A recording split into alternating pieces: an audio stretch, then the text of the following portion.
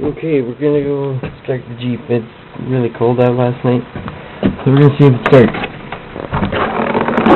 I hope it does.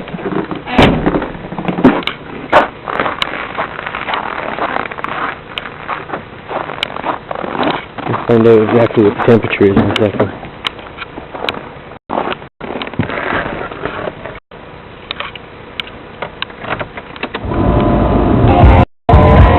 Minus 21 right now at 2:49.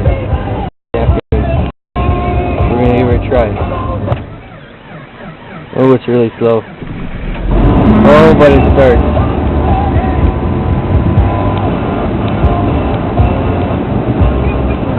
Took some time to crank over, but it started just fine.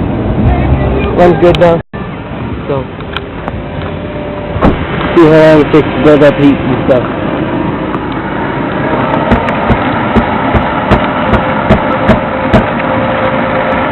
The Jeep engine's covered over. You can't see it, but it's a Grand Cherokee, the rate of 2002. The end.